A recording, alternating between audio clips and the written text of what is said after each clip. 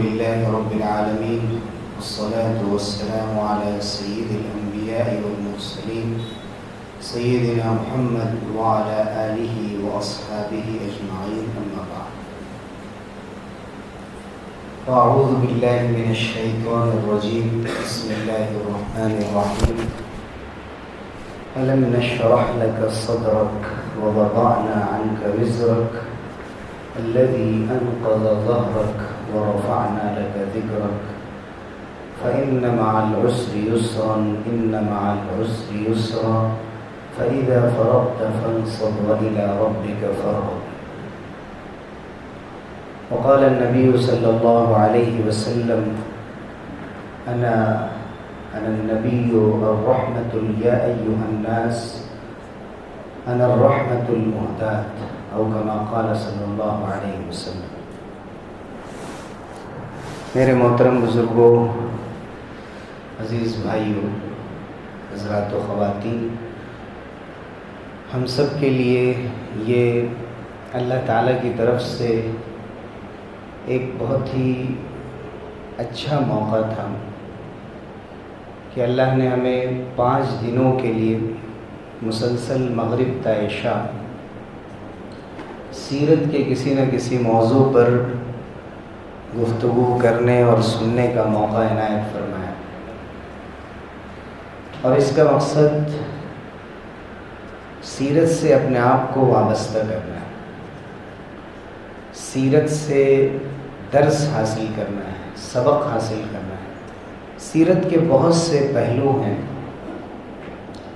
جن پر علماء نے لکھا ہے. مثلا ایک تو مکمل سیرت ہے، جیسے ابن ہشام کی سیرت ہے، سیرت ابن ہشام جو مشہور کتاب ہے، اور پھر اسی رخ پر اور کتابیں بھی لکھی گئی. اس میں حضور صلی اللہ علیہ وسلم کی مکمل زندگی بیان کی جاتی ہے. حضور اکرم صلی اللہ علیہ وسلم کے دنیا میں آنے کے وقت جو حالات تھے دنیا کے، کیوں حضور صلی اللہ علیہ وسلم کو عرب کی سرزمین پر بھیجا گیا،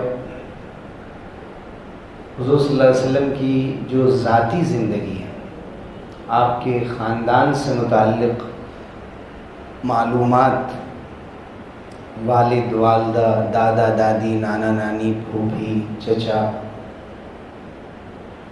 اولاد، بیٹے بیٹیاں، ازواج مطہرات، امہات المومنین، ان تمام چیزوں کی تفصیلات اس میں ہوتی ہے. اور اس کے ساتھ پھر مکی زندگی کے بارے میں بیان کیا جاتا ہے.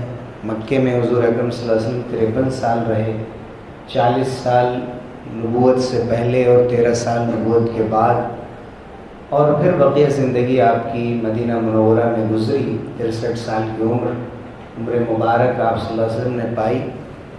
تو یہ پوری زندگی آپ کی بیان کی جاتی ہے، آپ کے کارنامے بیان کیے جاتے ہیں، اور حضور صلی اللہ علیہ وسلم کی خصوصیات، آپ کے معجزے، ان سب کو ایک ساتھ بیان کیا جاتا ہے. یہ سیرت کی جامع کتابیں ہوتی ہیں. اس کے ساتھ ساتھ حضور اکرم صلی اللہ علیہ وسلم کی زندگی اور آپ کی شخصیت سے متعلق ایک اہم موضوع پر گفتگو کی جاتی ہے، جس کو دلائل النبوہ کہتے ہیں. نبوت کے دلائل، آپ کے نبی ہونے کی کیا دلیلیں، جو میریکلز ہیں، معجزات ہیں.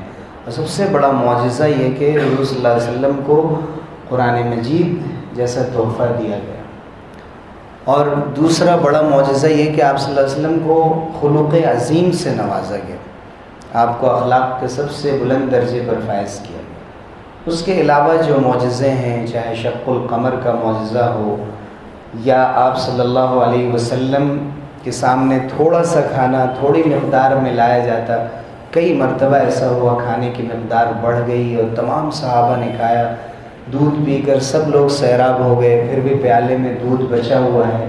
اس قسم کے معجزات ہیں جسے دلائل النبوہ کہتے ہیں. اس پر مستقل کتابیں لکھی گئی، جس میں سب سے مشہور کتاب علامہ بیہقی کی دلائل النبوہ کے نام سے. ایک موضوع سیرت پر بہت اہم یہ ہوتا ہے کہ جس میں حضور صلی اللہ علیہ وسلم کے غزوات کو بیان کیا جاتا ہے۔ غزوہ کہتے ہیں اس جنگ کو جس میں حضور اکرم صلی اللہ علیہ وسلم بنفس نفیس خود موجود رہے صحابہ کے ساتھ۔ آپ امیر لشکر کی حیثیت سے، ظاہر ہے آپ کے ہوتے ہوئے کون امیر ہو سکتا تھا، اور جس جنگ میں حضور صلی اللہ علیہ وسلم خود نہیں گئے اس کو سریہ کہتے ہیں۔ آپ روانہ فرماتے تھے، کسی صحابی کو امیر بنا کر روانہ فرمایا کرتے تھے۔ اس موضوع پر جو کتابیں لکھی گئیں اس کو مغازی کہتے ہیں۔ مغازی کے نام سے کتابیں لکھی گئیں، جیسے ابن اسحاق جو مشہور سیرت کے مصنف ہے، مغازی ابن اسحاق ان کی کتاب ہے۔ اسی طرح اور بھی کتابیں ہیں، میں نے کہا جیسے مکمل سیرت کی کتابوں میں ابن ہشام کی سیرت اور سہیلی کی الروض العنف، پھر اس کے ساتھ ساتھ حضور اکرم صلی اللہ علیہ وسلم کے حقوق کے اوپر کتابیں، the rights of the prophet Muhammad صلی اللہ علیہ وسلم، جس میں سب سے مشہور کتاب قاضی ایاز کی التعریف الشفا بتعریف حقوق المصطفیٰ صلی اللہ علیہ وسلم، شفا نام کی کتاب الشفا، جس میں حضور صلی اللہ علیہ وسلم کی امت پر کیا حق ہیں، آپ کے کیا احسانات ہیں، ان کو بیان کیا جاتا ہے اور آپ کے خصوصیات بھی بیان کی جاتی ہیں۔ مغازی کا ہم نے ذکر کیا، مغازی کا ذکر حدیث کی کتابوں میں بھی آتا ہے، جیسے صحیح بخاری آپ پڑھیں گے تو اس میں ایک پورا چیپٹر مغازی کا ہوگا، وہ تمام جنگیں جن میں حضور صلی اللہ علیہ وسلم شریک تھے۔ پھر بعد کے زمانے میں ایسی کتابیں لکھی گئیں جن میں نہ صرف یہ کہ حضور صلی اللہ علیہ وسلم کے غزوات اور آپ کی جنگوں کا ذکر آیا، بلکہ اس کے ساتھ ساتھ اس کا جواب بھی دیا گیا۔ جو اعتراضات کیے جاتے ہیں کہ حضور صلی اللہ علیہ وسلم نے جنگ کی، اور جنگ تو ایک بہت ہی غلط بات ہے، دنیا میں لوگوں کو ختم کرنے کا نام ہے، اور اسی لیے بہت سے عیسائی مورخین نے اور مستشرقین نے، جو اورینٹلزم کی تحریک چلی دنیا میں کہ ویسٹ کے لوگ مہارت حاصل کرتے مشرقی علوم میں، یعنی اسلامی علوم کے اندر، یعنی اسلامی علوم جو مسلمانوں کے علوم خاص قرآن حدیث وغیرہ، تو ان لوگوں نے یہ دکھانے کی کوشش کی کہ حضور صلی اللہ علیہ وسلم نے تلوار کے ذریعے سے اسلام پھیلایا، اخلاق کے ذریعے نہیں بلکہ تلوار کے ذریعے سے، غلط فہمیاں عام کی۔ اس میں پھر ڈاکٹر حمید اللہ صاحب رحمۃ اللہ علیہ حیدرآباد کی سرزمین سے اٹھے، عثمانیہ یونیورسٹی اور جامعہ نظامیہ کے فارغ، اور پیرس میں جا کر رہے، وہاں انہوں نے خدمات انجام دی، اور فرینچ میں پہلی تفسیر انہوں نے لکھی پی ایچ ڈی کا، کہ ان کی تھیسس تھی۔ دنیا کی 11-12 زبانوں کے وہ ماہر تھے، جس میں عربی، انگریزی، فرینچ اور دنیا کی دوسری زبانیں تھیں، حتیٰ کہ چائنیز وغیرہ بھی انہوں نے سیکھی۔ انہوں نے کئی ایسی کتابیں لکھی جن میں یہ دکھایا کہ حضور صلی اللہ علیہ وسلم کا جو پورا عرصہ جنگوں میں گزرا ہے، جنگ کی وجوہات کیا ہوئی، کیوں جنگ ہوئی، جنگ کیوں ضروری ہو جاتی ہے کبھی، اور کیا جان لینا حضور صلی اللہ علیہ وسلم کا مقصد تھا؟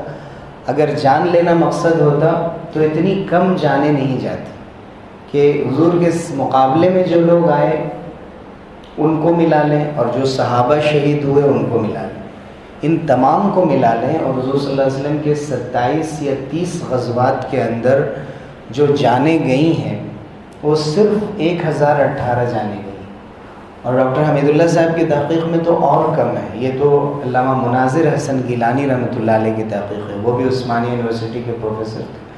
النبی الخاتم کے نام سے ان کی چھوٹی سی کتاب ہے، اس میں انہوں نے 1018 جانیں انہوں نے بتایا کہ شہید ہونے والے اور کافروں میں مارے جانے والے۔ تو اگر جان لینا مقصد ہوتا تو ہزاروں ہزار کا مجمع تھا سامنے، پھر جس کو سامنے پاتے ختم کر دیتے، سویلینس کو ختم کر دیتے، یہ نہیں ہوا، بوڑھوں کو نہیں مار سکتے، بچوں کو نہیں، وغیرہ جو آداب جنگ کے بتائے گئے۔ اور ڈاکٹر حمید اللہ صاحب کے نزدیک تو 300-350 یا اس سے بھی کم جانے گئی۔ اپنی اپنی تحقیق کے مطابق۔ تو ایک موضوع یہ ہے، اور اب یہ موضوع بہت زیادہ پھیل گیا ہے اور بہت کتابیں اس پر لکھی جا رہی ہیں، اور ضرورت ہے لکھی جانے کی بار بار، جس میں حضور صلی اللہ علیہ وسلم کی سیرت پر اعتراضات کیے جاتے ہیں۔ جیسے جنگ کے معاملے میں اعتراض کیا گیا، جیسے حضور صلی اللہ علیہ وسلم کی 11 بیویوں کے بارے میں اعتراض کیا جاتا ہے، جیسے کہ مکہ چھوڑ کر آپ مدینے بھاگ گئے تھے، نعوذ باللہ، اس کو ایک غلط رخ سے پیش کیا جاتا ہے ہجرت کو، اور اس کے خلاف باتیں کی جاتی ہیں۔ مختلف موقعوں سے آپ نے کچھ سزائیں جاری فرمائیں، ان کے خلاف بد زبانی کی جاتی ہے۔ تو سیرت کا ایک مستقل موضوع الدفاع عن السیرت، الدفاع عن النبی، سعودی عرب میں بھی اس پر بہت کام ہوا، پورا پروجیکٹ تیار کیا گیا، اور حضور صلی اللہ علیہ وسلم کی اخلاقیات کو بھی محفوظ کیا گیا، اور پوری کتاب نظرۃ النعیم کے نام سے 12 والیوم کے اندر لکھی گئی، اور یہ دکھانے کی کوشش کی گئی کہ حضور صلی اللہ علیہ وسلم کتنے رحیم، ہمدرد، مہربان تھے، اور جگہ جگہ میوزیم بنائے گئے، دنیا بھر میں حضور صلی اللہ علیہ وسلم کے تعارف کا ایک نیا دروازہ کھل گیا، اور یہ دکھانے کی کوشش کی گئی کہ حضور نے کیسے تعلیم کو عام کیا، غربت سے، جہالت سے لوگوں کو نکالا، کیسے حضور اکرم صلی اللہ علیہ وسلم نے جنگ کے آداب سکھائے، دنیا کو جنگ کے آداب بتائے، اور اس کے علاوہ جو اعتراضات کیے جاتے ہیں۔ تو سیرت کا ایک بڑا موضوع آج کی دنیا میں یہ ہو گیا، اور اس پر مطالعے کی ضرورت پہلے سے کہیں زیادہ بڑھ گئی۔ اس کے ساتھ ساتھ ایک موضوع جس کا میں ذکر کروں گا، پہلو تو بہت سارے ہیں، کہ جسے فقہ السیرہ کہا جاتا ہے۔ فقہ السیرہ، فقہ السیرہ کے معنی ہوتے ہیں سیرت سے ملنے والی جو فقہ ہے، یعنی اس کی سمجھ، لیسنس فرام دی سیرہ، سیرت سے ملنے والا سبق، جو بھی واقعہ ہم سیرت کا پڑھیں اس سے ہمیں کیا سبق ملا۔ یہ موضوع بھی بہت اہم ہے، اور اس پر بھی بہت سی کتابیں لکھی گئی ہیں۔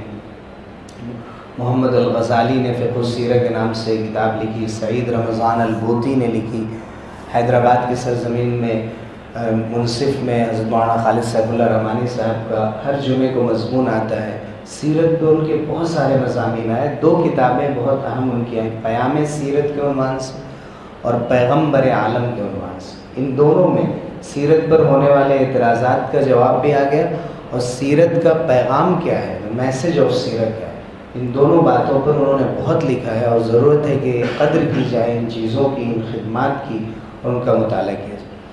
انہی میں ایک موضوع جو آج مجھے دیا گیا ہے وہ شمائل کا موضوع۔ شمائل کے معنی ہوتے ہیں کہ حضور اکرم صلی اللہ علیہ وسلم کی اور توصیف بیان کرنا، آپ کی تعریف بیان کرنا، پین پکچر حضور اکرم صلی اللہ علیہ وسلم کا پورا سراپا، آپ کا حلیہ، آپ دیکھنے میں کیسے لگتے تھے، آپ چلتے کیسے تھے، بیٹھتے کیسے تھے، اٹھتے کیسے تھے، لیٹتے کیسے تھے، کھانا کیسے تناول فرماتے تھے، دیکھنے میں کیسے لگتے تھے، آپ کی ہائٹ کیسی تھی، آپ وفود کا استقبال کیسے کرتے تھے۔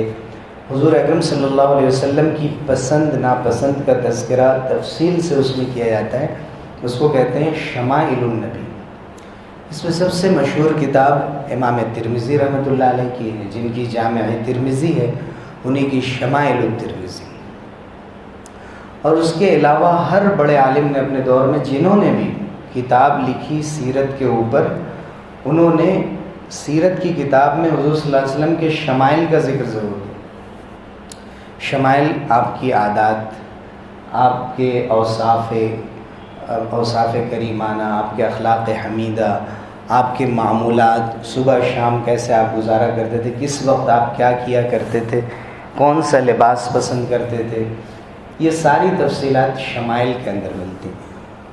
تو شمائل کا موضوع بھی ایک مستقل موضوع اختیار کر گیا، اور ایک پہلو بن گیا سیرت پر۔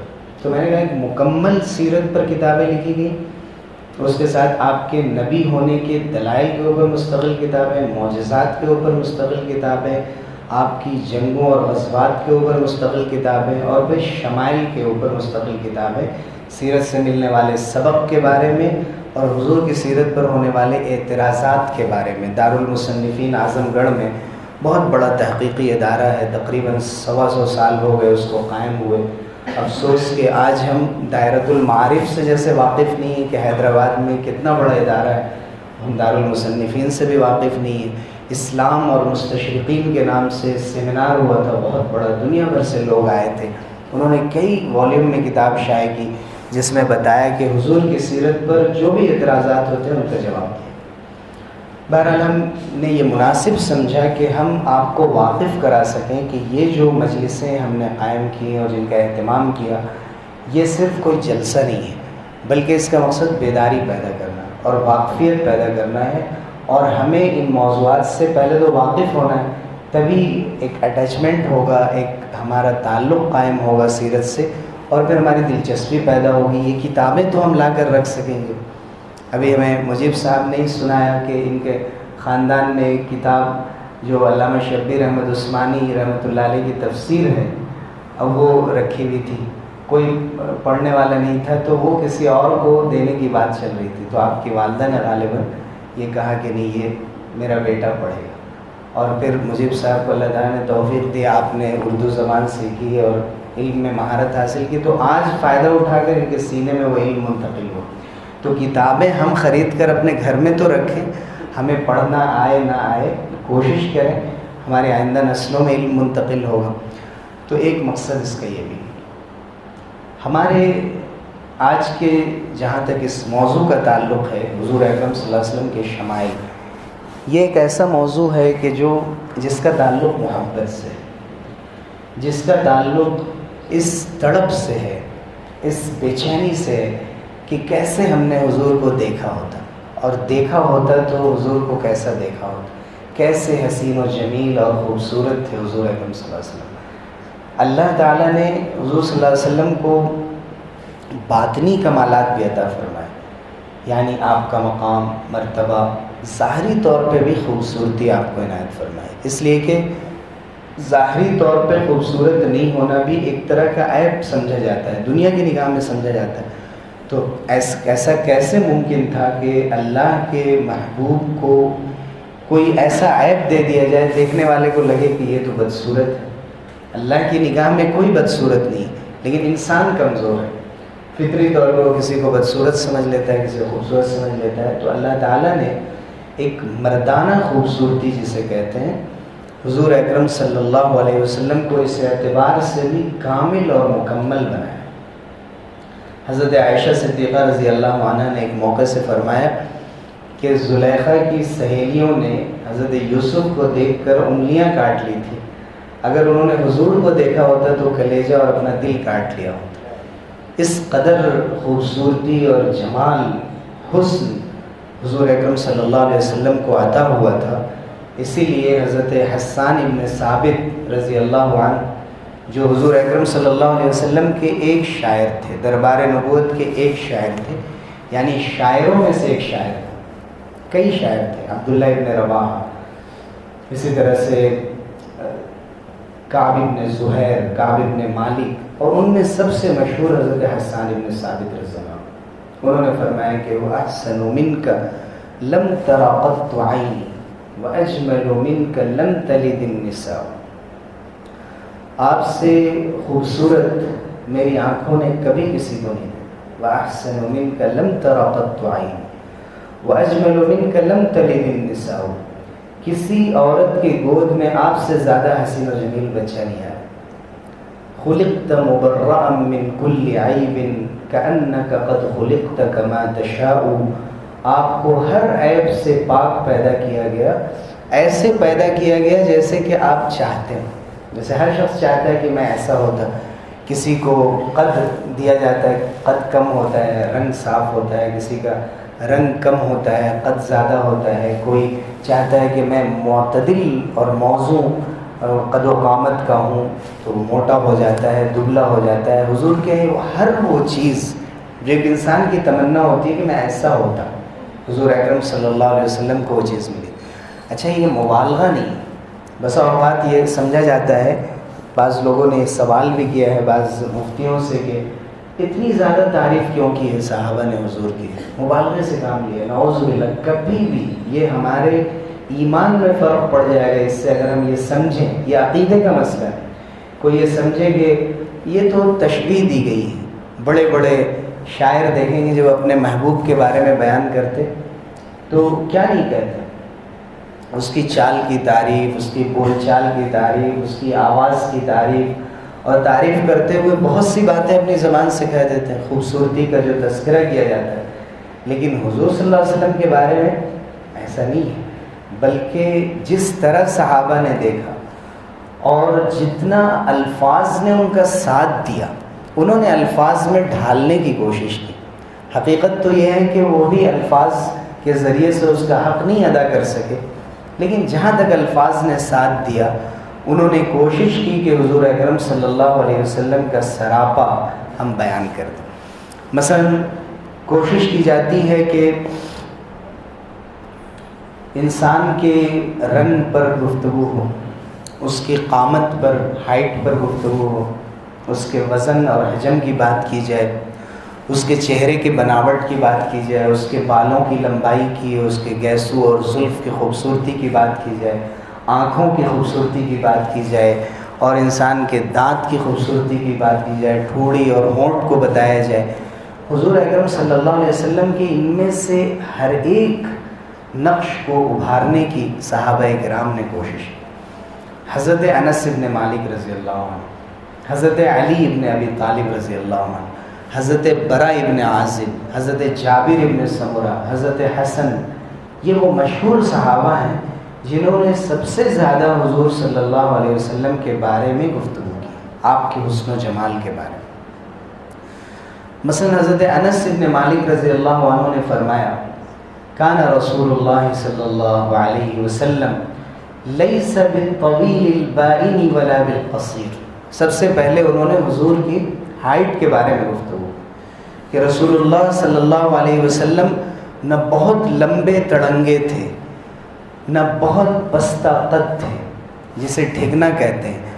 میرے استاذ حضرت مولانا نیاز احمد صاحب ندوی دعوت برکاتہم، جو شیخ الحدیث ہیں دارالعلوم مدۃ العلماء کے اس وقت، ان سے ہم نے شمائل ترمذی پڑھی تھی۔ وہ ان حدیثوں کو پڑھاتے ہوئے کہتے تھے کہ اگر کسی نے یہ کہا کہ حضور بہت لمبے تڑنگے تھے اور کسی نے کہا کہ بالکل ٹھگنے تھے، ناٹے تھے، گستاخی ہے حضور کی شان میں اور ایمان چلے جانے کا اندیشہ ہے۔ یہ مسئلہ ایسا نہیں ہے کہ صرف وصف میں کچھ غلطی ہو گئی۔ حضور صلی اللہ علیہ وسلم کے ظاہری احترام کا تقاضا یہ ہے کہ اللہ نے حضور کو جیسا موضوع قامت کا، خوبصورتی کا بنایا تھا آپ کے بارے میں ویسے ہی بتایا جائے۔ لیس بالطویل البائن، بہت لمبے نہیں تھے، ولا بالقصیر، اور آپ بالکل ناٹے ٹھگنے نہیں تھے، بلکہ موضوع قامت جسے کہا گیا، موضوع قامت، موضوع اندام، میانہ قامت، آپ کی ہائٹ بہت ہی فٹ تھی۔ دیکھنے میں حضور اکرم صلی اللہ علیہ وسلم کو اللہ نے ایسا بنایا کہ کوئی یہ نہیں کہے کہ یہ بہت لمبے آدمی، نہیں یہ کہے کہ تھوڑی سی ہائٹ اور ہوتی تو بڑے اچھے لگتے۔ ان میں سے کوئی تبصرہ آپ کے اوپر نہیں کیا جا سکتا تھا، بالکل فٹ۔ لیکن ایک معجزہ، ایک میریکل حضور اکرم صلی اللہ علیہ وسلم کے ساتھ تھا کہ جب آپ بھیڑ میں ہوتے تھے، گیدرنگ میں ہوتے تھے، تو آپ دیکھنے میں سب سے اونچے لگتے تھے، یعنی لمبے سے لمبے لوگ بھی اگر وہاں پر موجود ہوں، دیکھنے والوں کی نگاہ میں آپ سب سے لمبے لگتے تھے۔ اس کی بھی ایک وجہ ہے، حضور صلی اللہ علیہ وسلم کا رتبہ سب سے اونچا تھا، سب سے بلند تھے۔ خدا نخواستہ گیدرنگ میں دیکھتے ہوئے اگر لوگ کہیں کہ فلاں حضور سے زیادہ لمبے ہیں تو حضور کی شان میں گستاخی۔ تو اللہ تعالیٰ نے ظاہری طور پہ بھی آپ کو جب لوگوں کے درمیان ہوں تو وہاں پر دیکھنے میں آپ سب سے اونچے نظر آتے تھے۔ اونچائی جسے کہتے ہیں، اونچائی معنوی اعتبار سے بھی ہوتی ہے، مرتبے کی بھی ہوتی ہے، مقام کی بھی ہوتی ہے، پہلو کی ہوتی ہے، ایک رسپیکٹ انسان کو ملتی ہے علم کے اعتبار سے، مال کے اعتبار سے، عہدے کے اعتبار سے، یہ ایک اونچائی ہے۔ اور ایک اونچائی وہ ہے جو دیکھنے میں لگتی ہے، تو دیکھنے میں بھی لوگوں کے بیچ میں آپ کسی سے کم نظر نہ آئے، ورنہ لوگ کمپیئر کرتے ہوئے کہیں گے کہ فلاں کے مقابلے میں آپ ناٹے ہیں، نعوذ باللہ من ذالک۔ تو دیکھنے میں حضور اکرم صلی اللہ علیہ وسلم جب گیدرنگ میں ہوتے، مجمع میں ہوتے، تو آپ اونچے نظر آتے تھے۔ لیس بالطویل البائن ولا بالقصیر ولا بالابیض الامحق ولا بالابیض الامحق ولا بالآدم، آپ صلی اللہ علیہ وسلم بالکل سفید گورے چٹے نہیں تھے. جیسے ہوتا ہے کہ کوئی چونے کی طرح سفید ہو یا دودھ کی طرح سفید ہو، بہت زیادہ سفیدی بھی اچھی نہیں لگتی. تو فرمایا گیا کہ بالکل ابیض امحق نہیں تھے، یعنی رنگ گورا تھا لیکن گورے رنگ میں لال رنگ ملا ہوا تھا، سرخی مائل تھا. ایسا گورا رنگ کہ جس کی وجہ سے خوبصورتی اور نکھر جاتی ہے. ولا بالآدم، جسے اسمر اللون کہا گیا دوسری جگہ پر، اس کا یہ مطلب نہیں کہ حضور گندمی رنگ کے ہوں، سانولے بھی نہیں تھے اور بالکل گورے چٹے جیسے چونے وغیرہ کے رنگ کے بھی نہیں تھے، بلکہ حضور صلی اللہ علیہ وسلم کا جو رنگ تھا اس کے اندر ایسی خوبصورتی تھی کہ جس میں ملاحت بھی تھی اور صباحت بھی تھی. دو طرح کی خوبصورتی عربی میں ہوتی ہے، کسی کو کہتے ہیں صبیح الوجہ اور کسی کو کہتے ہیں ملیح الوجہ.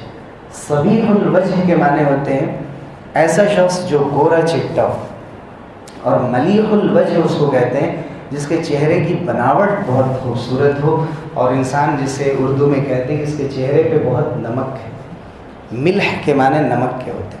تو دیکھنے میں چہرے کی بناوٹ بہت خوبصورت لگتی تھی. تو حضور صلی اللہ علیہ وسلم کو رنگ کے اعتبار سے بھی خوبصورتی دی گئی اور چہرے پہ نمک کے اعتبار سے بھی حضور صلی اللہ علیہ وسلم سب سے زیادہ خوبصورت لگتے تھے اپنے بناوٹ کے اعتبار سے.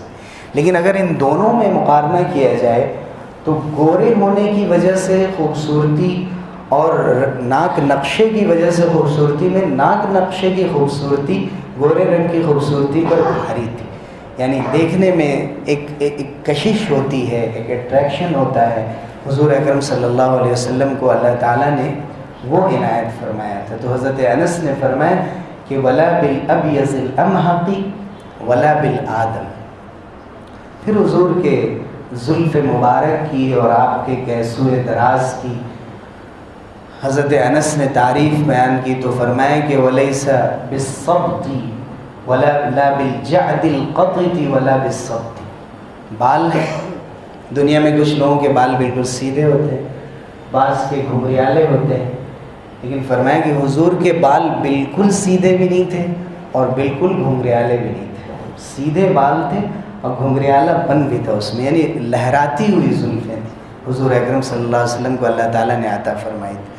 اور زلفیں بھی پھر دوسری روایت میں آئی کہ کبھی جمع، کبھی لمہ، کبھی وفرا، یعنی کبھی کان کے لو تک آپ کی زلفیں ہوتی، کبھی آپ کی زلفیں گردن تک ہوتی، کبھی شان مبارک تک ہوتی. دراز حضور اکرم صلی اللہ علیہ وسلم کی زلفوں کی بھی توصیف بیان کی گئی. اور کہنے والوں نے کہا کہ والضحیٰ واللیل اذا سجا میں حضور اکرم صلی اللہ علیہ وسلم کی خوبصورتی کی طرف اشارہ بھی ہے کہ والضحیٰ قسم ہے دن کی، روشن دن کی، اور قسم ہے رات کی جب وہ چھا جائے. ما ودعک ربک وما قلی، کہ اگر دن کے ذریعے سے حضور کے چہرے کی خوبصورتی بیان کی گئی تو رات کے ذریعے سے آپ کے زلفوں کی خوبصورتی بیان کی گئی کہ آپ کے رب نے آپ کو چھوڑا نہیں، نہ آپ سے ناراض ہوا. 3 دن حضور اکرم صلی اللہ علیہ وسلم بیمار تھے. ایک گستاخ عورت آئی اور اس نے کہا کہ اللہ نے آپ کو، آپ کے رب نے آپ کو چھوڑ دیا. یہ بھی نہیں کہا، بلکہ کہا تمہارے شیطان نے تم کو چھوڑ دیا. اس وقت یہ سورہ نازل ہوئی اور اللہ نے دل بستگی کی اور فرمایا کہ تمہارے رب نے تمہیں چھوڑا نہیں ہے، نہ ناراض ہوا ہے. وَلَلْآخِرَةُ خَيْرٌ لَكَ مِنَ الْأُولَىٰ، آنے والا ہر دن، گزرے ہوئے ہر دن سے آپ کے لیے بہتر ہوگا. وَلَسَوْفَ يُعْطِيكَ رَبُّكَ فَتَرْضَىٰ، آپ کا رب آپ کو اتنا نوازے گا کہ آپ خوش ہو جائیں گے. اور اس سے پہلے بھی آپ غور کریں اپنی ماضی کی زندگی پر. پھر اللہ نے جو آپ کو نوازا، الم یجدک یتیما فآویٰ، کیا اللہ نے آپ کو یتیم پایا تو پناہ نہیں دی؟ یتیموں کو کوئی پوچھتا نہیں تھا، لیکن ابو طالب جیسا چچا حضور اکرم صلی اللہ علیہ وسلم کو اللہ نے عطا فرمایا کہ یتیم بھتیجے کی انہوں نے اس طرح حفاظت کی، ایسے پرورش کی جیسے انسان اپنے بیٹے کی بھی نہیں کرتا. الم یجدک یتیما فآویٰ ووجدک ضالا فہدیٰ، آپ کو راستے سے ناواقف پایا تو راستہ بتایا. ووجدک عائلا فاغنیٰ، آپ کو اللہ نے پایا کہ فقر سے دوچار ہیں، تنگ دستی ہے، محتاجی ہے، تو آپ کو اللہ نے بے نیاز کر دیا، آپ کو مالدار بنا دیا. وَوَجَدَكَ عَائِلًا فَأَمَّا الْيَتِيمَ فَلَا تَقْهَرْ، لیکن آپ بھی یتیم تھے تو یتیم کے ساتھ سختی مت کیجیے گا. وَأَمَّا الْيَتِيمَ فَلَا تَقْهَرْ وَأَمَّا السَّائِلَ فَلَا تَنْهَرْ، آپ مانگنے والے کو جھڑکیاں مت دیجیے گا. وَأَمَّا بِنِعْمَةِ رَبِّكَ فَحَدِّثْ، اور اپنے رب کی نعمتوں کو بیان کرتے رہیے. الم نشرح لک صدرک، یہ جو سورہ الم نشرح ہے یہ والضحیٰ کا تتمہ ہے، ضمیمہ ہے، اسی کا گویا کہ ایک حصہ ہے. بہت سے ایسے مفسرین گزرے ہیں جنہوں نے صورتوں میں پیئرز بیان کیے ہیں، جوڑے بیان کیے ہیں، جیسے علامہ حمید الدین فراہی رحمۃ اللہ علیہ تھے. ان کے یہاں نظم قرآن ہے کہ قرآن میں اللہ تعالیٰ نے بہت طرح سے ایک آیت کو دوسری آیت سے مربوط فرما دیا ہے، ایک جوڑ پیدا فرما دیا ہے. اسی طرح صورتوں کے اندر بھی ہے، جیسے بقرہ اور آل عمران ایک جوڑا ہے، الم تر کیف اور لیلاف قریش ایک جوڑا ہے، جیسے سبح اسم ربک الاعلی اور هل اتاک حدیث الغاشیہ ہے. اسی طرح والضحیٰ اور الم نشرح. تو دوسری سورہ کے اندر بھی اللہ تعالیٰ نے نبی سے خطاب کر کے فرمایا کہ کیا ہم نے آپ کے سینے کو کھول نہیں دیا؟ جو دشواری ہوتی تھی، سینہ تنگ ہوتا تھا، آپ پریشان رہتے تھے. الم نشرح لک صدرک ووضعنا عنک وزرک، اور ہم نے آپ کا وہ بوجھ اتار دیا، الذی انقض ظہرک، جس نے آپ کی کمر توڑ رکھی تھی اور آپ کو پریشان کر رکھا تھا. ورفعنا لک ذکرک، اور ہم نے آپ کا آوازہ بلند کر دیا، آپ کا ذکر جمیل عام کر دیا. فَإِنَّ مَعَ الْعُسْرِ يُسْرًا إِنَّ مَعَ الْعُسْرِ يُسْرًا، ہر مشکل کے ساتھ آسانی ہے، بے شک ہر مشکل کے ساتھ آسانی ہے. فَإِذَا فَرَغْتَ فَانصَبْ، جب آپ دعوت کے کام سے فارغ ہوں، محنت سے، جہاد سے فارغ ہوں، تو آپ اپنے کو عبادت میں تھکائیے. وَإِلَىٰ رَبِّكَ فَارْغَب، اور اپنے رب کی طرف بڑھیے اور اپنے رب کو وقت دیجیے اور اپنے رب سے لو لگائیے. حضور اکرم صلی اللہ علیہ وسلم کی صفات کو قرآن مجید میں جگہ جگہ بیان کیا گیا. آپ کو محمد فرمایا گیا، آپ کا نام محمد رکھا گیا، جس کی سب سے زیادہ تعریف کی جائے. لوگوں نے کہا کہ یہ جو آپ کے دشمن ہیں آپ کی مذمت کرتے ہیں، آپ ان پر بددعا کر دیجئے. حضور نے بہت ہی خوبصورتی سے فرمایا کہ یہ محمد کی برائی کہاں کرتے ہیں، یہ تو مذمم کہتے ہیں، محمد کہتے ہی نہیں ہیں. نام ہی رکھ دیا تھا مذمم، جس کی مذمت کی جائے، جس کی برائی کی جائے. تو حضور فرماتے تھے کہ جو بھی برائی کرتے ہیں وہ تو مذمم کوئی ہے، اس کی برائی کرتے ہیں، میرا نام تو محمد ہے، میری کوئی برائی نہیں کرتے وہ، اس لیے حضور نظر انداز کر دیتے تھے. اسی طرح آپ کو احمد آپ کا نام رکھا گیا. اور قرآن مجید میں سورہ صف کے اندر یہ نام آیا، محمد کا ذکر 4 مرتبہ آیا، اور محمد کے نام سے ایک پوری سورہ ہے. احمد کے معنی ہوتے ہیں سب سے زیادہ تعریف کرنے والا. حضور صلی اللہ علیہ وسلم خود بھی سب سے زیادہ تعریف کرنے والے تھے اللہ تعالیٰ کی، اور حضور کو اللہ نے ایسا بنایا کہ آپ کی سب سے زیادہ تعریف و توصیف کی جائے. حضور کے بارے میں ذکر آیا کہ آپ کو آپ کا تذکرہ بلند کر دیا گیا. کہیں ذکر آیا کہ اللہ تعالیٰ نے آپ کو مقام محمود عطا کیا. اور حضور اکرم صلی اللہ علیہ وسلم کے صحابہ نے حضور کو بغور دیکھا، سمجھا، آپ کو سمجھ کر آپ کی صفات بیان کی. حضرت انس بن مالکی رضی اللہ عنہ دوسری جگہ فرماتے ہیں ما مسست حریرا ولا دیباجا الین من کف رسول اللہ صلی اللہ علیہ وسلم، حضور کی ہتھیلیوں سے زیادہ نرم و نازک میں نے کبھی کوئی ریشم کا کپڑا نہیں چھوا. کوئی ریشم، حریرہ اور دیباج ہم نے ایسا نہیں دیکھا کہ جو حضور کی ہتھیلیوں سے زیادہ نرم ہو. ولا شممت رائحة قط اطیب من رائحة رسول اللہ صلی اللہ علیہ وسلم، حضور کی خوشبو سے زیادہ کوئی خوشبو آج تک ہم نے نہیں سنی کہ جس کے اندر ایسی خوشبو اور جس کے اندر ایسی کشش ہو جو حضور صلی اللہ علیہ وسلم کے اندر اللہ تعالیٰ نے رکھ دی تھی.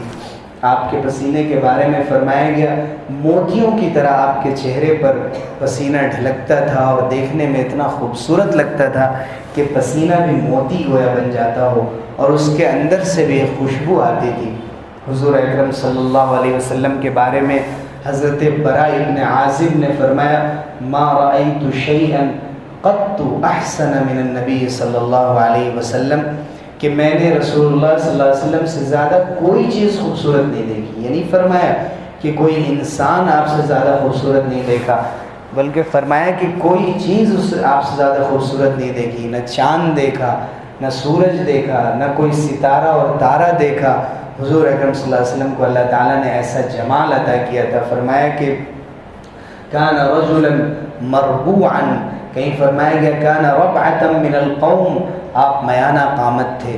اور اس کے بعد آپ کی صفت بیان کرتے ہوئے فرمایا بعید ما بین المنکبین، آپ کے دونوں شانوں کے درمیان کا جو حصہ تھا وہ کافی فاصلہ تھا اس میں، اور کافی فاصلہ ہونے کا مطلب ہے کہ آپ کے سینے کو اللہ تعالیٰ نے چوڑائی عطا کی تھی۔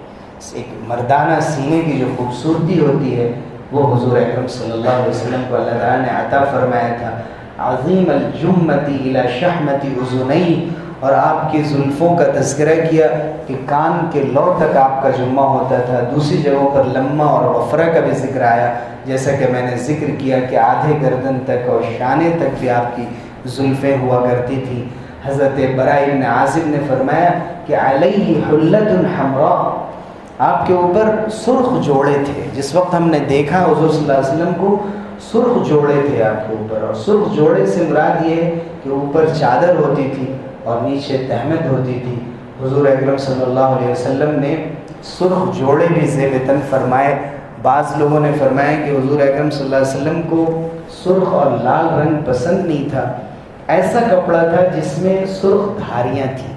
حضور اکرم صلی اللہ علیہ وسلم نے ہرے رنگ کا بھی لباس پہنا، کالے رنگ کا لباس بھی پہنا، زرد رنگ کا بھی لباس پہنا، لیکن آپ کو سب سے زیادہ اگر کوئی لباس پسند تھا زندوں کے لیے بھی اور مردوں کے لیے بھی، وہ سفید رنگ کا لباس تھا۔ آپ نے چادر، تہمد، قمیص، شلوار آپ نے یمن سے منی کے بازار سے شلوار خریدی تھی، لیکن حضور صلی اللہ علیہ وسلم نے شلوار پہنی یا نہیں؟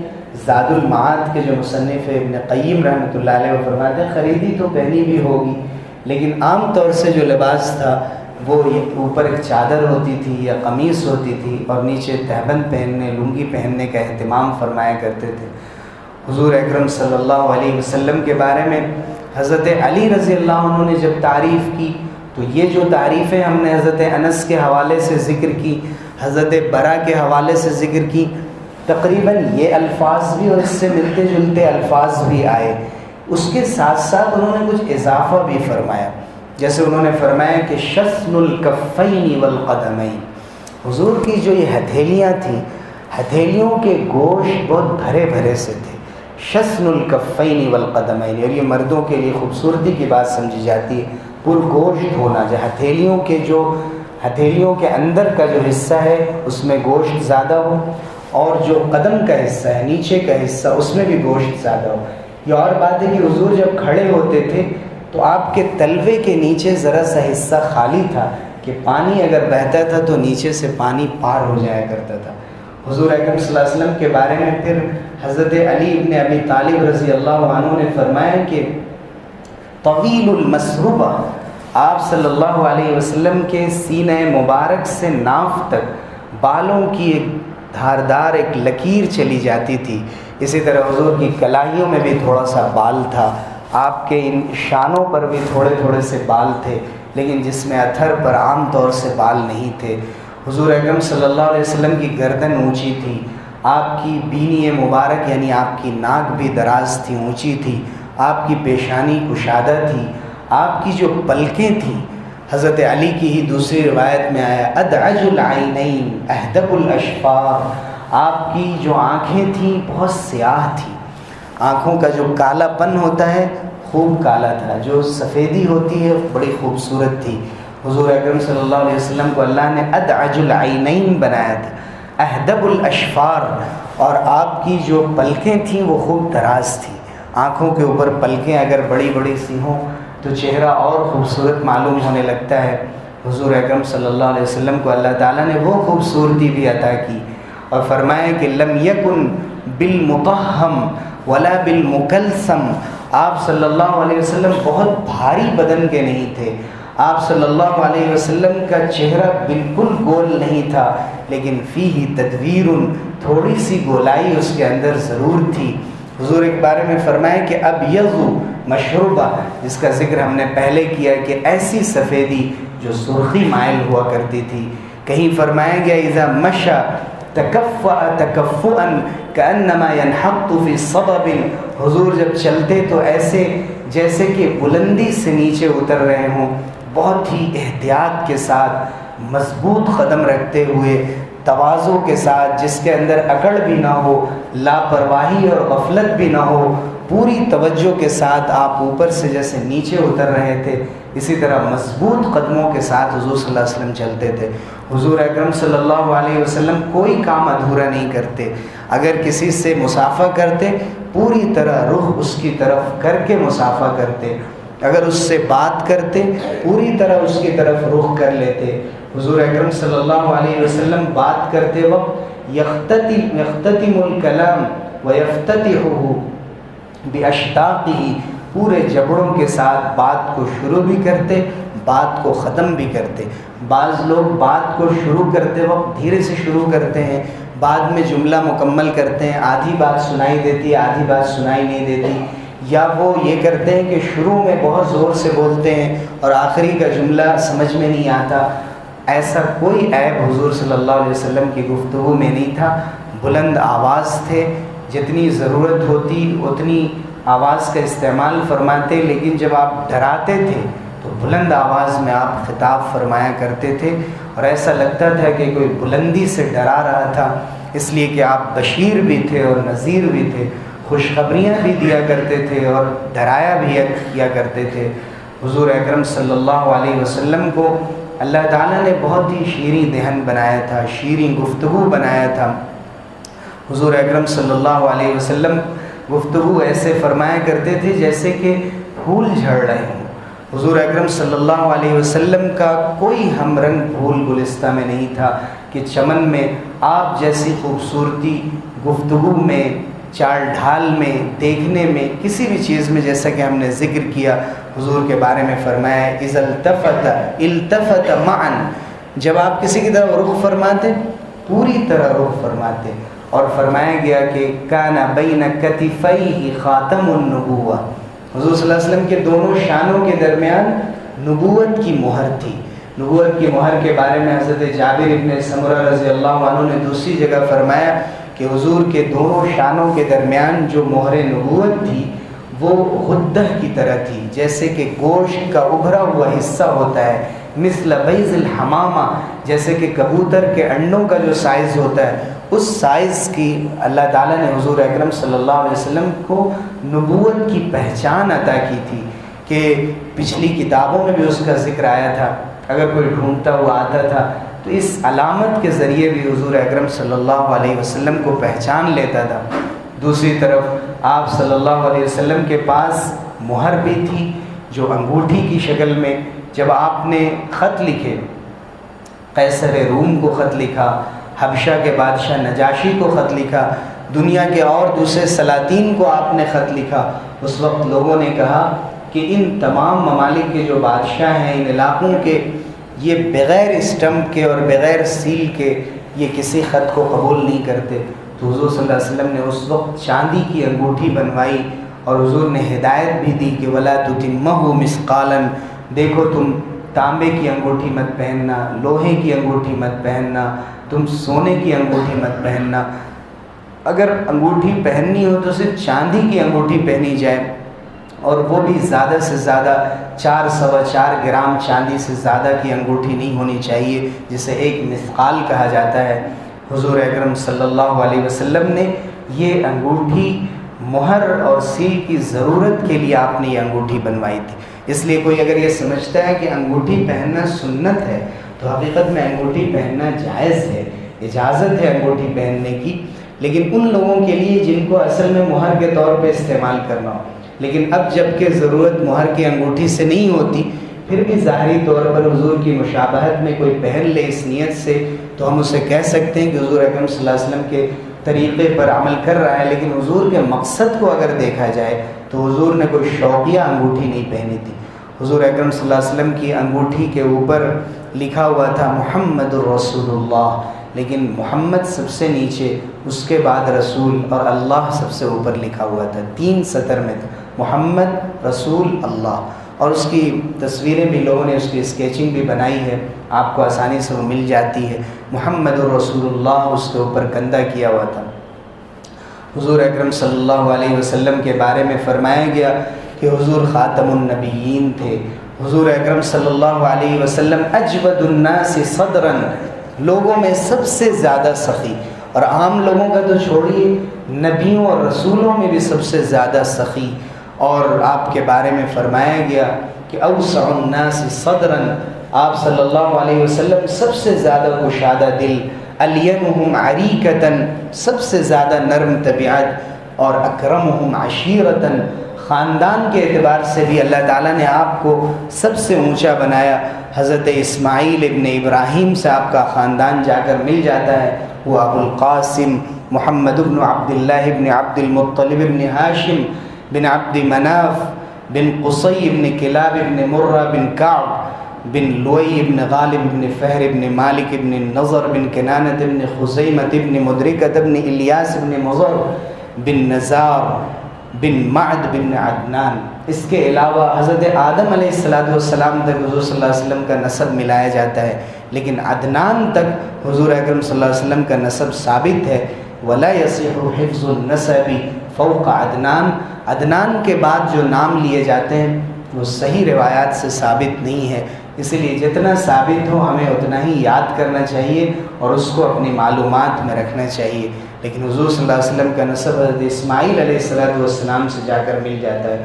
حضور اکرم صلی اللہ علیہ وسلم کی ظاہری خوبصورتی کا کچھ حصہ ہم نے بیان کیا، حضور کے قد و قامت کے بارے میں، آپ کے رنگ کے بارے میں، آپ کے بالوں اور زلفوں کی خوبصورتی کے بارے میں، آپ کے رخ انور کے بناوٹ کے بارے میں، آپ کے دندان مبارک کے بارے میں کہ بالکل دانت آپ کے پیوست نہیں تھے، بلکہ آپ صلی اللہ علیہ وسلم کے دانتوں میں تھوڑی سی کشادگی بھی تھی، کھلا پن تھا۔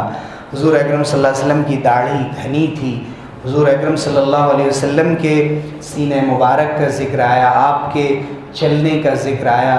اس کے ساتھ ساتھ اگر دیکھا جائے حضور اکرم صلی اللہ علیہ وسلم کی اور بھی بہت سی صفات کا ذکر کیا گیا۔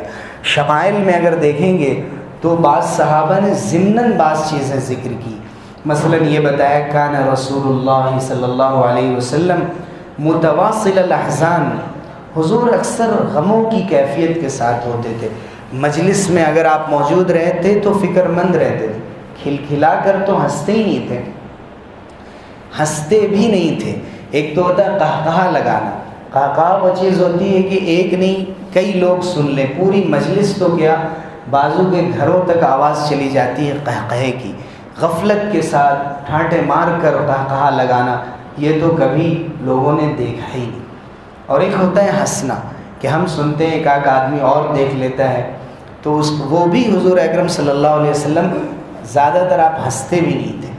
آپ کا جل ضحکہ التبسم، آپ کے ہنسنے کا جو انداز ہوتا تھا وہ تبسم ہوتا، مسکرایا کرتے تھے آپ۔ حضور اکرم صلی اللہ علیہ وسلم نے گویا اپنے عمل سے امت کو سکھایا کہ ہنسنا، قہقہے لگانا یہ غفلت کی بات ہے، دلوں کو مردہ کر دینے والی چیز ہے۔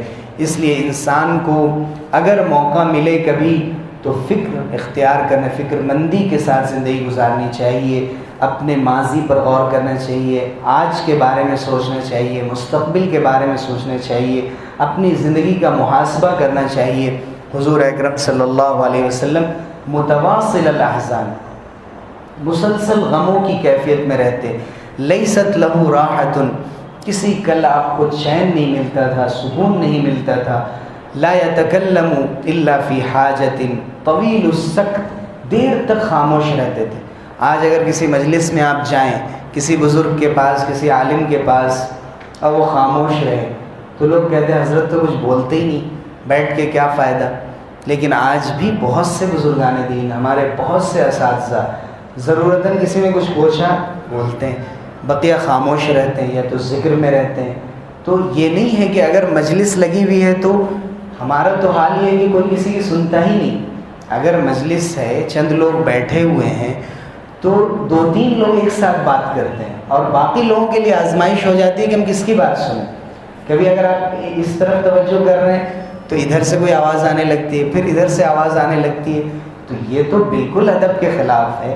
اگر کسی ایک نے بات شروع کی ہے تو اسے مکمل کر لے دینا چاہیے، لیکن بعض لوگ مکمل ہی نہیں کرتے. تو سامنے والے کے ذہن میں کوئی بات آئی ہے اور اس کے ذہن میں یہ ہوتا ہے کہ اگر ہم نے دیر تک انتظار کی تو ذہن سے بات نکل جائے گی. تو اس لیے وہ کہتے ہیں آپ سنیں، میری بات سنیں. اور اس طرح ہر ایک دوسرے کی بات کو کاٹتا رہتا ہے. تو ہمارے پاس تو اتنی باتیں ہوتی ہیں اور زیادہ تر باتوں میں کوئی ایسی بات نہیں ہوتی جس سے کوئی رخ ملے، کوئی فکر ملے، کوئی سمجھ انسان کے اندر پیدا ہو، خیر کی دعوت ہو، برائی سے روکنا پایا جائے، اصلاح کی بات ہو، کوئی اہم مشورہ ہو. یہ ہو تو بہت اچھی بات ہے. تو حضور اکرم صلی اللہ علیہ وسلم دیر تک خاموش رہ جاتے تھے. پھر حضور اکرم صلی اللہ علیہ وسلم کے بارے میں کسی نے بیان کیا، کان وجہہ یتلألؤ تلألؤ القمر لیلۃ البدر، 14ویں کے چاند کی طرح آپ کا رخ انور چمکتا تھا. لیکن حضرت جابر ابن سمرہ کہتے ہیں اور عبداللہ ابن سلام جو پہلے یہودی تھے وہ کہتے ہیں کہ حضور صلی اللہ علیہ وسلم کی مجلس میں آیا، دیکھتے ہی مجھے لگا کہ یہ کسی جھوٹے کا چہرہ نہیں ہو سکتا ہے، جھوٹا آدمی ایسا نہیں ہو. دیکھنے میں لگ رہا ہے کہ یہ بہت سچے انسان، امانت دار آدمی. حضور اکرم صلی اللہ علیہ وسلم کے بارے میں حضرت جابر ابن سمرہ نے کہا، فی لیلۃ الاضحیان، ایسی رات تھی جو بالکل کالی تھی اور کسی قسم کا ابر نظر نہیں آ رہا تھا، بادل نہیں تھا، بدلی نہیں تھی. ہم نے غور سے چاند کو دیکھا، چاند خوب روشن نظر آ رہا تھا. تو میں دیر تک ایک بار چاند کو دیکھتا، ایک بار حضور صلی اللہ علیہ وسلم کو دیکھتا اور بار بار میں یہ کرتا رہا. فَلَهُوَ أَحْسَنُ مِنَ الْقَمَرِ، یقیناً بلا شک و شبہ حضور صلی اللہ علیہ وسلم چاند سے زیادہ خوبصورت معلوم ہو رہے تھے. حضور اکرم صلی اللہ علیہ وسلم کو جب کبھی غصہ آتا تھا تو آپ کا چہرہ سرخ پڑ جاتا تھا، کأنما فُقِیَ فی وجہہ الرُّمَّان، جیسے کہ انار نچوڑ دیا گیا ہو آپ کے چہرے پر. اتنا خوبصورت لگنے لگتا تھا حضور اکرم صلی اللہ علیہ وسلم کا چہرہ. خوشی کے مارے بھی دمکتا تھا اور جب آپ ناراض بھی ہوتے تھے تو چہرہ بالکل سرخ ہو جایا کرتا تھا. حضور اکرم صلی اللہ علیہ وسلم کی پسند و ناپسند کے بارے میں بھی بیان کیا گیا. فرمایا گیا کان یحب الحلوى والعسل، حضور اکرم صلی اللہ علیہ وسلم کو میٹھی چیزیں بہت پسند تھیں. آپ کو شہد بہت پسند تھا. بعض لوگوں نے حلوہ کا ترجمہ حلوہ سے ہی کیا ہے کہ آپ کو حلوہ بہت پسند تھا. یہ بھی ہو سکتا ہے، وہ بھی ایک میٹھی چیز ہوتی ہے، لیکن خاص موقعوں سے آپ حلوے کا اہتمام نہیں فرمایا کرتے تھے. یہ تو گنجائش ہی نہیں تھی کہ سیزنل طور پر اور موسم کے اعتبار سے آپ کھانے کا اہتمام فرمائیں. اور پھر یہ بھی موقع نہیں تھا کہ کھانے کے بعد میٹھا یا کھانے سے پہلے میٹھا، اور پھر اس کو یہ بحث کی جائے کہ یہ سنت ہے یا وہ سنت ہے. سنت تو جب ہوتی کہ ہر کھانے پر چیز موجود ہوتی. وہاں تو مہینے چیز ہی میسر نہیں تھی. میں نے جمعے میں تفصیل سے اس کا ذکر کیا تھا کہ چولہا ہی نہیں جلتا تھا. تو پھر کہاں یہ کہ میٹھی چیزیں ہر وقت میسر ہوں. لیکن عام طور سے دودھ مل جایا کرتا تھا، کھجوریں مل جایا کرتی تھیں اور یہ چیزیں اکثر میٹھی ہوا کرتی تھی. تو اس لیے یہ ذکر کر دیا جاتا ہے. اور حضور کو میٹھی چیزیں بہت پسند تھی. حضور صلی اللہ علیہ وسلم کو ٹھنڈا پانی بہت پسند تھا. لیکن مجھے یہ نہیں معلوم کہ فریج کا پانی اور چشمے کا پانی کیا ان دونوں کو ایک دوسرے پر قیاس کیا جا سکتا ہے کہ یہ جو آرٹیفیشیل طور پہ پانی ٹھنڈا کیا جاتا ہے اس کو پینا اور کہنا کہ حضور کو ٹھنڈا پانی بہت پسند تھا اور کبھی اس سے نقصان بھی ہو. تو جو چشمے کا پانی ہوتا تھا ٹھنڈا، وہ حضور اکرم صلی اللہ علیہ وسلم کو منرل واٹر بہت پسند تھا. حضور اکرم صلی اللہ علیہ وسلم کو جو چیزیں اور پسند تھیں کھانے کی، حضرت سلمہ کے گھر میں ایک بار حضرت حسن حضرت ابن عباس پہنچ گئے اور کہا کہ حضور کو کیا پسند تھا. حضرت ام سلمہ رضی اللہ عنہ کے گھر میں کہا کہ حضور کو کیا پسند تھا. تو انہوں نے جو کا آٹا پیسا اور ایک برتن میں ڈال دیا اور اس کے اندر انہوں نے کچھ روغن زیتون کا تیل ڈال دیا، کچھ زیرہ اور کالی مرچ ڈال دیا اور ملا کر کہا کہ یہ حضور کو پسند ہے، یہ کھاؤ. یعنی اسی قسم کی جو کی روٹی یا جو کے آٹے سے بنا ہوا کوئی کھانا تھا. ہو سکتا ہے سرید کی طرح کھانا ہو جو سالن میں روٹی توڑ کر اور اسے تیار کر لیا جاتا تھا. یہ بھی حضور صلی اللہ علیہ وسلم کو بہت پسند تھا. سرکہ پسند تھا، شہد پسند تھا، زیتون کا تیل حضور صلی اللہ علیہ وسلم کو پسند تھا. حضور اکرم صلی اللہ علیہ وسلم کو کدو ترکاریوں میں بہت پسند تھا. یہاں تک کہ آپ کبھی اگر کدو کی قاش نہ ملتے تو انگلیاں ڈال کر آپ سالن کے اندر سے ڈھونڈ کر اسے نکال کر اور پھر آپ کدو تناول فرمایا کرتے تھے۔ حضور اکرم صلی اللہ علیہ وسلم کھانا بڑی عاجزی کے ساتھ کھایا کرتے تھے۔ آپ فرماتے تھے کہ آکلو کما یأکل العبد، میں ایسے کھاتا ہوں جیسے غلام کھاتا ہے، جیسے خادم کھاتا ہے۔ حضور صلی اللہ علیہ وسلم متوکئن، کبھی ٹیک لگا کر اکڑ کر آپ صلی اللہ علیہ وسلم نہیں کھایا کرتے تھے۔ میز پر کھانے کا تو تصور ہی نہیں تھا کہ ٹیبل پر آپ نے کبھی کھایا ہو، بلکہ آپ نے خوان بھی نہیں استعمال کیا کہ زمین پہ بیٹھے ہوں اور ذرا سا تپائی ہو جو اوپر رکھ کر کھانا استعمال، وہ بھی میسر نہیں تھا۔ حضور اکرم صلی اللہ علیہ وسلم سفرہ پر نیچے بچھا کر اسی پر کھانا تناول فرما لیا کرتے تھے، یا تو نماز کی حالت میں بیٹھ جایا کرتے تھے یا یکزانو بیٹھ جایا کرتے تھے، ایک پیر کھڑے کر کے ایک پیر پر بیٹھ جایا کرتے تھے۔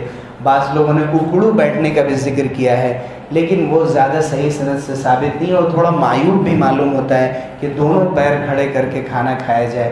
تو حضور صلی اللہ علیہ وسلم نماز کی حالت میں یا ایک پیر پر ایک پیر بچھا کر اور ایک پیر کھڑا کر کے اس طرح آپ صلی اللہ علیہ وسلم کھانا تناول فرمایا کرتے تھے۔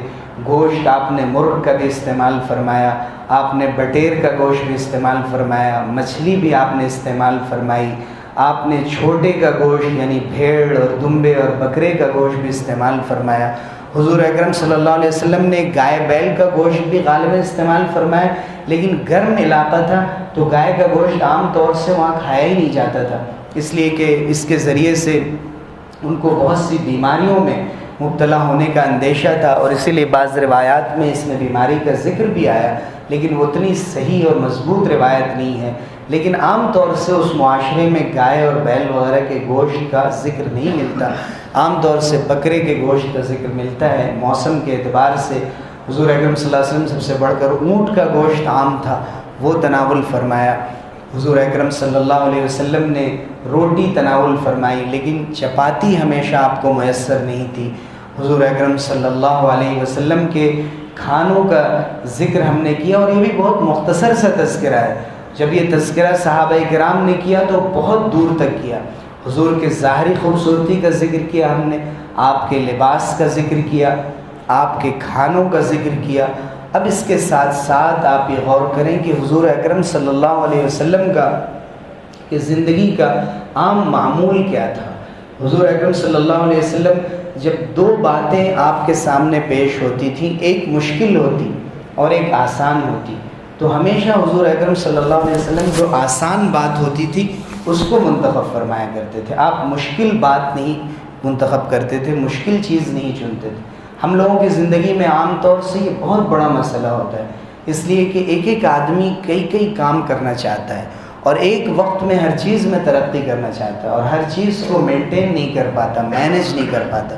حضور اکرم صلی اللہ علیہ وسلم کا طریقہ یہ تھا کہ اگر آپ مشکل میں پڑ جائیں، آپ ایک جو آسان چیز ہوتی تھی آپ اس کو چن لیتے تھے، اور مضبوطی کے ساتھ پھر اس پر ثابت قدم رہتے تھے۔ حضور اکرم صلی اللہ علیہ وسلم کے بارے میں حضرت جریر ابن عبداللہ البجلی رضی اللہ عنہ فرماتے ہیں، ایمان لانے کے بعد سے جب بھی ہم نے حضور کی طرف دیکھا تو آپ نے جب بھی میرے اوپر نظر ڈالی آپ مسکرا دیے۔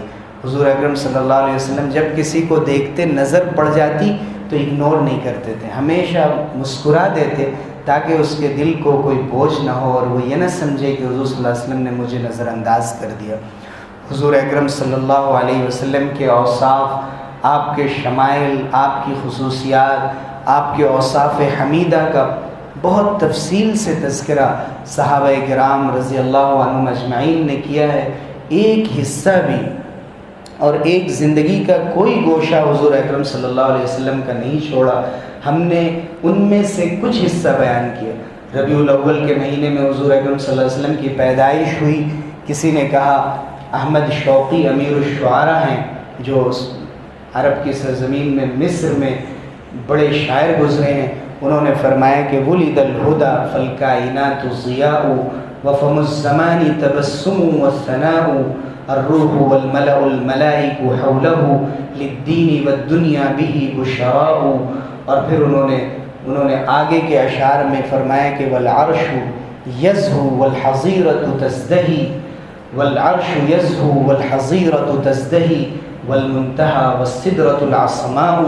حضور اکرم صلی اللہ علیہ وسلم جب اس دنیا انسانیت میں آپ تشریف لائے تو اللہ تعالیٰ نے آپ کو ہر طرح کی خوبصورتی اور کمالات سے نوازا۔ کوئی ایسی بات نہیں تھی کہ جس سے حضور اکرم صلی اللہ علیہ وسلم کی خصوصیات میں فرق آئے اور حضور اکرم صلی اللہ علیہ وسلم کو خدا نخواستہ کمتر سمجھا جائے۔ میں اس وقت حضور اکرم صلی اللہ علیہ وسلم کے بارے میں جب ربیع الاول میں آپ کی پیدائش ہوئی تھی اس وقت لوگوں نے طرح طرح کے تذکرے کیے آپ صلی اللہ علیہ وسلم کے دنیا میں آمد کو بیان کرنے کے لیے اور آپ صلی اللہ علیہ وسلم کی وفات کے صدمے کو بیان کرنے کے لیے۔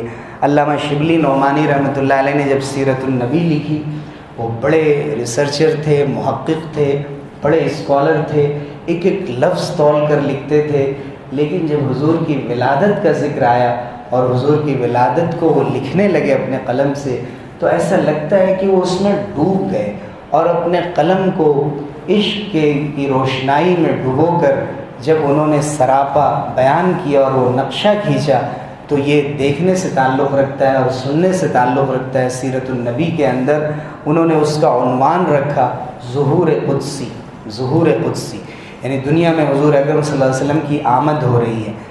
وہ فرماتے ہیں کہ چمنستان دہر میں، کل مولانا نے فرمایا تھا کہ آپ ذرا سی اردو برداشت کیجئے۔ اردو کی خصوصیت یہ ہے کہ اردو کا ایک ایک لفظ سمجھ میں نہ بھی آئے تو اردو کی خوشبو تو ضرور آتی ہے اور اس کا لطف ضرور آتا ہے، اس کی خوبصورتی اور چاشنی انسان کو ملتی ہے۔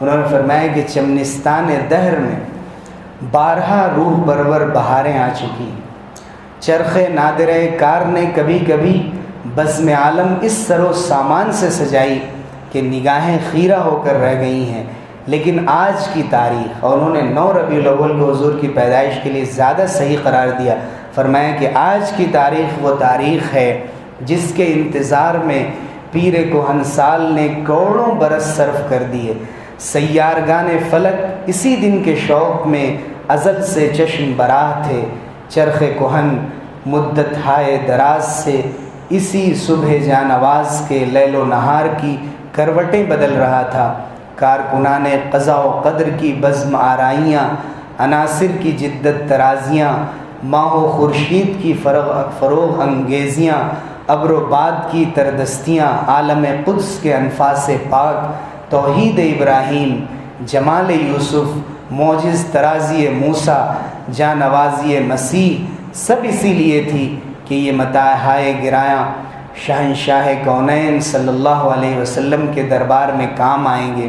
آج کی صبح وہی صبح جانواز، وہی ساعت ہمایوں، وہی دور فرخ فال ہے۔ ارباب سیر اپنے محدود پیرائے بیان میں لکھتے ہیں کہ آج کی رات ایوان کسریٰ کے 14 کنگرے گر گئے، آتش کدہ فارس بجھ گئی، دریائے ساوا خشک ہو گیا، لیکن سچ یہ ہے کہ ایوان کسریٰ نہیں بلکہ شان عجم، شوکت روم، اوج چین کے قصرہائے فلک بوس گر پڑے، آتش فارس نہیں بلکہ جہیم شر، آتش کدہ کفر، آذر کدہ گمراہی سرد ہو کر رہ گئے، صنم خانوں میں خاک اڑنے لگی، بت کدے خاک میں مل گئے، شیراز مجوسیت بکھر گیا، نصرانیت کے اوراق خزاں دیدہ ایک ایک کر کے جھڑ گئے، توحید کا غلغلہ اٹھا، چمنستان سعادت میں بہار آ گئی، آفتاب ہدایت کی شعائیں ہر طرف پھیل گئیں، اخلاق انسانی کا آئینہ پرتو قدس سے چمک اٹھا، آئینہ پرتو قدس سے چمک اٹھا، یعنی یتیم عبداللہ، جگر گوشہ آمنہ، شاہ حرم، حکمران عرب، فرما روائے عالم، شہنشاہ کونین، عالم قدس سے عالم امکان میں تشریف فرمائے، عزت و اجلال ہوئے۔ اللہم صلی علی سیدنا و نبینا و مولانا محمد بن عبداللہ الامین وعلی آلہ و صحبہ اجمعین۔